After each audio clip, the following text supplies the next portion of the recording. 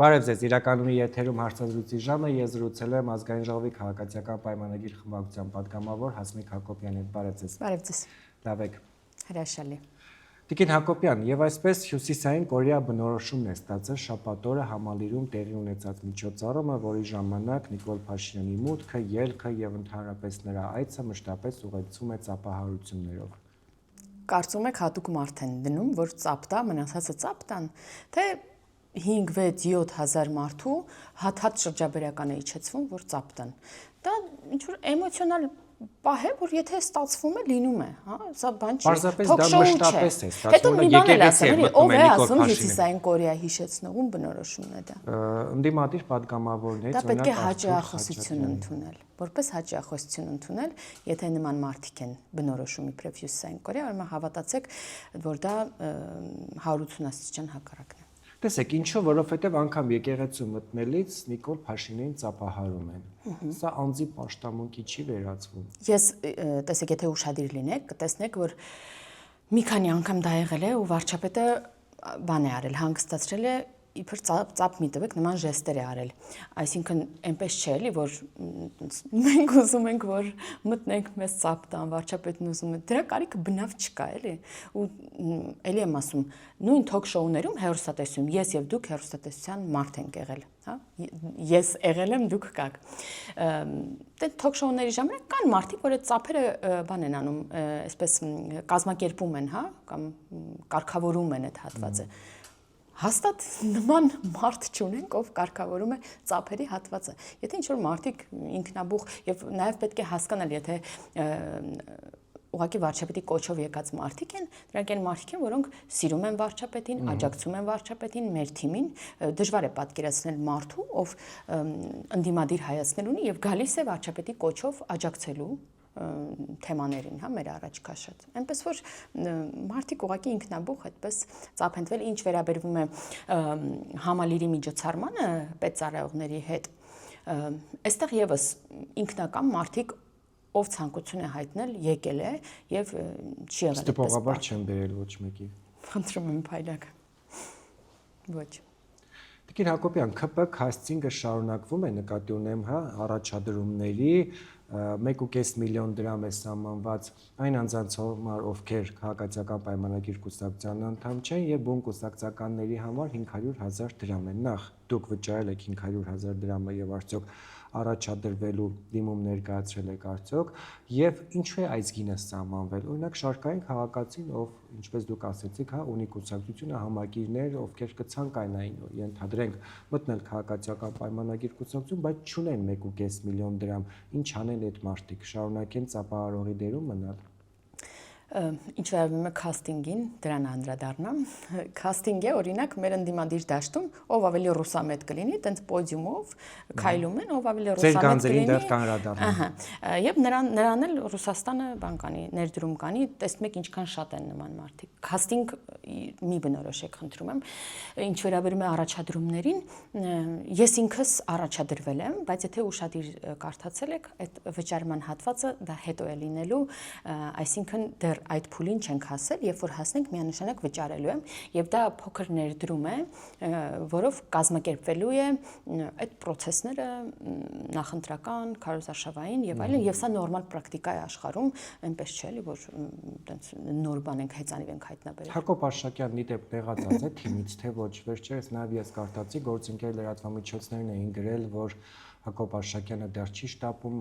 դիմում ներկայացնել, կա որոշակի խնդիր թիմի եւ Հակոբ Աշակյանի միջեւ։ Բացարձակ նման խնդիր ես չեմ տեսել, ինքս կարդացել եմ այդ հոդվածները, բայց նաեւ շփվում եմ պարոն Աշակյանի հետ եւ նույն շատ ջերմ հարաբերություններն են, իմ շատ լավ ընկերն է եւ գործընկերն է պարոն Աշակյանը, իսկ իր անձնական, հա,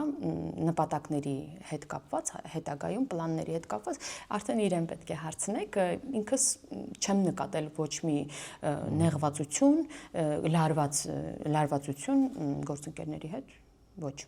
Տիկին Հակոբյան, տեսեք, նաև շատ հաճախ մասնավոր զրույցներում, հա, երբ որ մեզ որպես լրագրողներ հարցնում են ինչպես սուր անցավ ազգային ժողովի նիստը, տեսակ, հա, ընդդիմադիրներն ու իշխանականները ինչպես իրար հետ բանավիճեցին, կռվեցին, ընդհանուր երբեմն լինում է դեպքեր, երբ հասնում է դեպք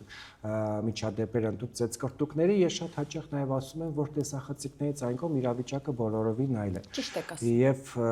շատ ջերմ շփում կա որոշ ընդդիմադիրների եւ իշխանական падգամավորների միջև միասին գնալ պայեստկաների, հա, ինչը, այո, ընդունված է ասել, հա, ոյաժների եւ ինչու է այդպես, ինչ են ուզում ցույց տալ եւ իշխանությունը եւ ընդդիմությունը հարությանը խափում եք ասելով որ սուր լարված հարաբերություններ կա, ես հա նկատի ունեմ եւ իշխանությունը եւ ընդդիմությունը անձնավորված չի, թե այնուամենայնիվ այդպեսին է քաղաքականությունը։ Ես չեմ ուզում հիմա թիրախավորեմ ընդդիմադիր գործընկերներին, որովհետև կարծում եմ, որ իրենք էլ ինչ-որ տենց ռեժիմի տակ են։ Այսինքն այն շփումները, որը առկա են ընդդիմադիր գործընկերների հետ, դրանք շատ նորմալ շփումներ են։ Ես դա չեմ որակում իբրև դավաճանական, չգիտեմ ինչ, երկերեսանի ինչ-որ քայլեր։ Դա նորմալ մարդկային շփումներ են, որոնք հնարավոր են տեսախցիկներից այն կողմ միայն։ Իսկ ինչու տեսախցիկներից այն կողմ միայն, որովհետև տեսախցիկների առաջ նրանք միգուցե հրաման ունեն, միգուցե հետո պատասխանատվության ինչ-որ պահ է գալիս, հա, վերևում իրենց ղեկավարների մոտ, նախկին նախագահների մոտ, ես դա չգիտեմ, բայց դա ես շատ քննադատելի է դա։ Եվ ես այն շփումը, որը կա, դա ոչ թե խափում ենք ժողովրդին, ոչ թե դա աննորմալ մի բան է, ոչ թե նրանք ընդդիմադիր չեն բավարար, այլ դա նորմալ մարդկային շփումներ են։ Ես եւ դուք նորմալ ընկերական հարաբերություններ ունենք, բայց դա չի նշանակում, որ ես եւ դուք ունենք նույն քաղաքական հայացքները, բայց որպես մարդ կարող ենք շփվել, ընդհանուր թեմաներ ունենալ, իրար որպիսություն հարցնել եւ այլն եւ այլն։ Բայց մենք տեսախցիկների առաջ չենք վիճում, պարզապես իրականացնում ենք։ Չէ, նկատի ունեմ, այո, որովհետև դուք վերևից չունեք ձեզ ստիպող, որ հանկարծ բան ինչ որ դրական մի բան չտեսնեն, մարդկային շփում չտեսնեն, հա։ Օրինակ լինում է, չէ, օրենքներ են քննարկում։ Հանձնաժողովի նիստին անգամ տենց առաջարկներ են ներկայացնում ընդդիմադիր падգամավորը։ Լրամշակվում է այդ օրենքը ընդդիմադիր նաև падգամավորի առաջարկով։ Վերջում քվեարկում են ձեռնպա։ Եվ եղել է երբեմն,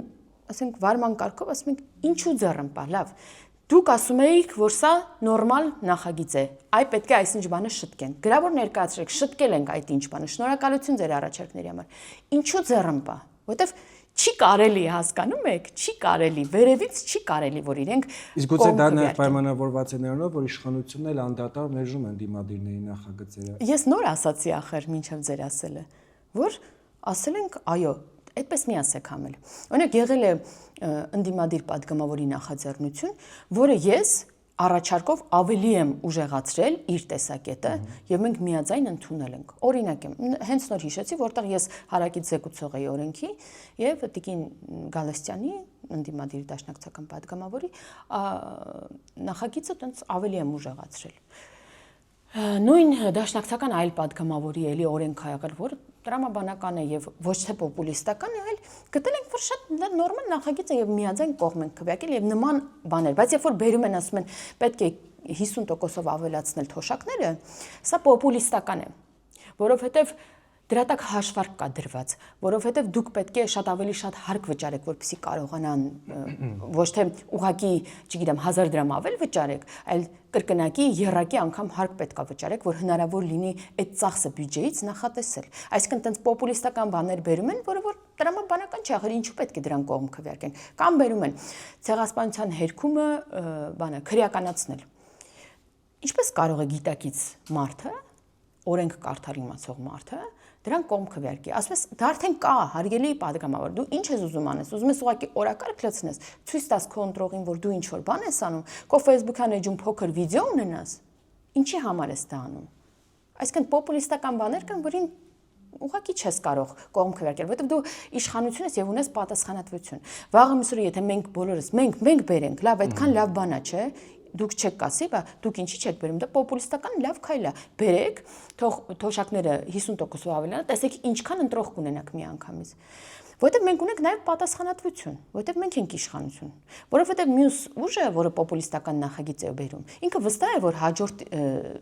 ընտրություններից հետո էլ ինքը իշխանություն չի լինելու, էլի պատասխանատվություն չի կրելու այդ որոշումների համար։ Ով չի լինելու հաջորդի իշխանությունում նկատի Այդ ընդդիմադիր ուժերը, որոնք այսօր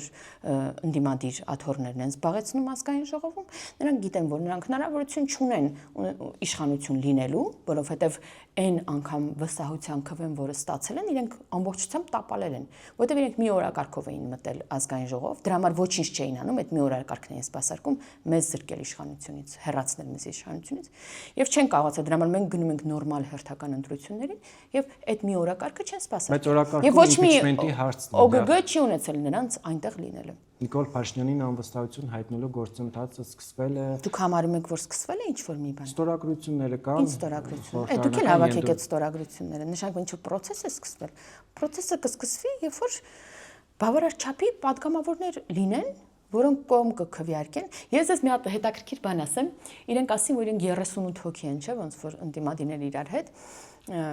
ոնց որ 38, ու այդ նախագծի հետո եղավ հանրային լսումներ, չէ՞, նույն թեմայով։ Իրենց հանրային լսումի թեման նաև որպես նախաձեռնություն բերել էին, չէ՞, ազգային ժողովի այդ նախաձեռնությանը կողմ քվեարկեց 38-ից շեշտակի քիչ падգամավոր, այսինքն իրենց ընդդիմադիրների մեջ էլ այդ խնդիրը կա, հասկանում եք։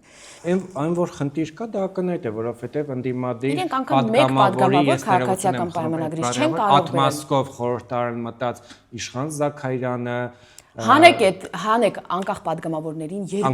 դուք կարծում եք Հայաստանում անկախ падգամավոր կա։ 2 անկախ, 3 անկախ падգամավորներին։ Ով է Հայաստանում անկախ падգամավոր։ Չէ, նկատի ունեմ նման տերմին գոյություն չունի, հա։ Մի րոպե, բանը Հովիկ Աղազարյան, Հակոբ Ասլանյան, Գեղամ Նազարյան, Իշխան եւ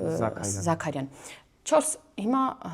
անկախ падգամավոր ունենք։ Կարգավիճակով անկախ։ Եկեք 4-ին հանում ենք մի կողմ։ Իրենք 38, իրենք իրանցով են երկու խմբակցություններով։ Իրենք իրենց նախագծին կողմ չեն քվեարկել։ Ինչի մասին է խոսքը։ Հիմա որ դուք ասում եք process-ն է սկսված, ասում եք իրենց 38-ը չունեն, մեզանից կարողանալու են այդ քանձային ունենալ, 10-12 ձայն է ոնց որ պակաս։ Ընդդիմությունն ասում է Նիկոլ Փաշինյանը թիմակիցներին կոմպրոմատներով է պահում։ Խնդրում եմ։ Ինչ կոմպրոմատի մասին է խոսքը։ Չգիտեմ, գուցե տեսանելի։ Դե իրենց հարցրեք, ախր հիմար բաներ են խոսում, իրենց հարցրեք։ Հիմա ինձ ինչի եք ինչ որ չեղած բաների մասին հարցեր տալիս։ Ես պետք է ուղղակի ծիծաղեմ, ես ոնց հիմնավորեմ իրանց ասածը։ Տիկին Հակոբյան, ձեզ մտահոգում է այն հանգամանքը, որ Հայաստանում կին քաղբանտարկյալ կա։ Հայաստանում քաղբանտարկյալ չկա։ Լիդիա Մանթաշյանը քաղբանտարկյալ է թե ոչ։ Տեսակ կլինեք վերջին շրջանում նրա շուրջ ծավալվող իրադարձությունները։ Ես ամբողջ իրադարձություններից տեղյակ եմ եւ տեղյակ եմ նաեւ հոդվածներից, որոնցում մեղադրվում են տվյալ մարդիկ, որոնց կոչում են քաղբանտարկյալ։ Մեր ընդդիմությունը կարծում է, որ քաղբանտարկյալ են բոլոր այն մարդիկ, որոնք ընդդիմադիր հայացքներ ունեն եւ ենթադրյալ հանցագործությունների համար հիմա այդ process-ների մեջ են, բայց այդպես չէ։ Քաղբանտարկյալ են այն մարդիկ, որոնք կապ չունեն իրենց մեղադրանքի հետ, այլ ուղղակի ունեն ընդդիմադիր հայացքներ եւ նրանց վրա ինչ որ գործեր են կարվում։ Հիմա դուք ուզում եք ասել, որ ենթադրենք Վարդան Ղուկասյանի վրա գործ է կարվում։ Ես Վարդան Ղուկասյանի օրինակը չեմ բերել։ Աճապահյանի վրա գործ է կարվում։ Աճապահյանը խոսեցիք Աճապահյանից, իդեպ ես հիշեցի։ Բանավոր կերպով, խոսքով, կոչով հանդես է եկել։ Քրեական է այդ կոչը։ Այսինքն, որ մեկ-մեկ ասում են խոսքի համար օրագրում բան է գրել։ Մի րոպե, օրագիրը մի հատ եկեք դնենք։ Ես հիշում եմ վերջերս, որ Նիկոլ Փաշինյանը իմ միտքը կիսատ մնաց։ Արդի քրեակատարողական հիմնարկում էր եւ այդ ժամանակ այսօրվա գործող լրատվամիջոցները, որոնք հիմա ակտիվ լուսաբանում են Նիկոլ Փաշինյանին, բնավ չէին լուսաբանում եւ լուսաբանողներից մեկը օրինակ Նիկոլ Փաշինյանն ակտիվ է այդ թվում դատական նիստերը գալ հեռուստաընկերությունն էր, որտեղ ես այդ ժամանակ աշխատում էի, Նիկոլ Փաշինյանից մի հատված էր մեջ բերել իմ գործընկերներից մեկը, որտեղ Նիկոլ Փաշինյանն ասում էր մարդը թերթում բան է գրել, իր դեմ է աշխատում։ Հիմա մարդը օրագրում բան է գրել։ Հարգելի փայլակ, ես ինչի էի ձեզ սկզբում ընդհատում, որովհետև խոսքս կիսատ մնաց, որ ես ավարտեի, դուք այդ բանը չէիք ասել։ Տեսեք։ Կա քրեական օրենսգրքում խոսքի համար պատասխանատվություն, քրեական օրենսգրքում։ Եվ ասել, որ խոսքի համար մարդուն դատում են, սա բռնապետություն է, պետք է բերել օրինագից, ունենալ հանրային նաև կոնսենսուս, որ խոսքի համար ոչ մեկին չենք դատում, կլինի բռնության կոչեր, կլինի այդ նույն բանը հոկտեմբերի 27-ից առաջ նաև փաստեր կան, որ նաև բանավոր կոչեր եւ դրդումներ են եղել, այսինքն նպաստել է դրան ցեղասպանությունների հերքումը, այսինքն կոչերի համար կա քրեական պատասխանատվություն։ Այդ կոչը Միքայել Աճապահյանն արել է, հետո կրկնել է, հետո հաստատել է անգամ դատարանում բերման ենթարկելուց նրան հաստատում էր, ասում էր այո, արել եմ ես կոչ։ Դատարանում ասում է այո, արել եմ այդ կոչը։ Հիմա անդիմադիրները վերցնում են այս մարդու մեղադրանքը եւ սարքում են քաղաքական կապիտալ։ Ասում են ոչ, նա չի արել։ Այս մարդն ասում է այո, արել եմ։ Ասում են չէ, նա չի արել այդ կոչը։ Այսինքն պետք է ունենալ բան կամ նախագիծ, հանել, ապա քրեականացնել բոլոր խոսքային հանցագործությունները, իսկ բռնության կոչը, բռնի իշխանության զավթելու կոչը համարվում է փաստերը արկա, այսինքն հանցակազմը արկա, եթե դա արվել է, այդ բանավոր կոչը արվել է հանրային միջոցով։ Օրինակ, երբ որ Նիկոլ Փաշինյանը Սամվել Կարապետյանի մասով ասում է, հեսա կտեսնեց ոնց կմիջամտեմ այս տահակ, սա ինչ է, բռնության կոչ է։ Սամվել Կարապետյանը բան չէր արել, ասել էր մենք մեր ձևով կմիջամտենք եկեղեցու պաշտպանությանը։ Լսի, գիտեք ոնց է այդ նախադասությունն ասում։ Ոնց կա, ոնց ասել է։ Ասել էր, ես իմ ձևով կմիջամտեմ, այդպես թեթև բան, մի հատ անեկդոտ կա, մի հատ անեկդոտ պատմեմ։ Մի հատ անեկդոտ պատմեմ, եթե չուզեք կկտրեք այս հատվածը։ Ոչ մի բան չենք կտրելու, հանգիստ պատմեք։ Մի հատ մարդ գալիս է, քարը վերցնում, տալիս է խանութի ապակին, ջարդում է։ Ասում են,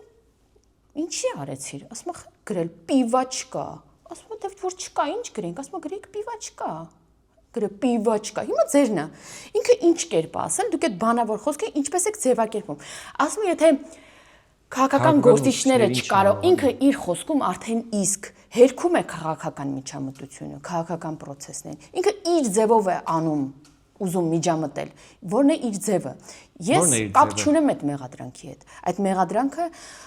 նախաքննական մարմինի իրավապահ համակարգը գտել է, որտեղ կա խնդիր։ Եվ դրա հետևից գնացել է։ Եթե ես իմ թիմակիցները, վարչապետը կարողանար միջամտել իրավապահ համակարգի, դատական համակարգի գործունեության վրա, ապա այդ նույն Ռոբերտ Քոչարյանը, այդ նույն Սերժ Սարգսյանը ազատության մեջ չէին լինի, ինչ որ կղզիներ չէին գնա հանգստանալու։ Մենք սիրում ենք շատ Ռոբերտ Քոչարյանին։ Արհեստական, չգիտեմ,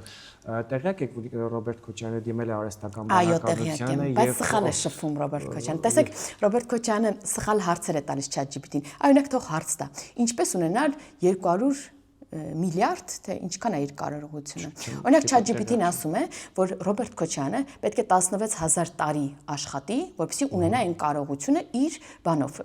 աշխատավարձով։ 16000 տարի աշխատի, ստանա նախագահի աշխատավարձ, որպեսզի ունենա այդ կարողությունը։ Խնդրում եմ այս հարցերով թող շփվի ChatGPT-ի հետ։ Եվ նաև վերադառնալով խորհրդարանի աշխատանքներին, շուտով կավարտվի, ինչպես արդեն ասացիք, գնում եք հերթական ընտրությունների, գոհ եք խորհրդարանի այն մակարդակից, որն առկա էր այս 5 տարիների ընթացքում մոտ։ Միշտ տեղ կա բարելավելու։ Ես շատ ուրախ կլինեի, եթե մենք ունենայինք այնպիսի ընդդիմություն, որը բովանդակային քննադատություն կհնչեցներ։ Այսինքն այն նախագծերը, որը մենք իշխանական աչքով ենք նայում, թույլ տվեք ասել,